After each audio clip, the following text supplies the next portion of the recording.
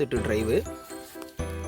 இது வந்து diode protections, அதாவது ரிவர்ஸ் பொலாரிட்டி வந்ததுன்னா அது ப்ரிவென்ட் பண்ணுறதுக்கு. இது வந்து பார்த்துட்டிங்க அப்படின்னா டிசி ஃபியூஸு, இது எஸ்பிடி டிசி சுவிட்ச். இப்போ டிரைவு நான் பம்ப் செட் வந்து ஆன் பண்ணுறேன்.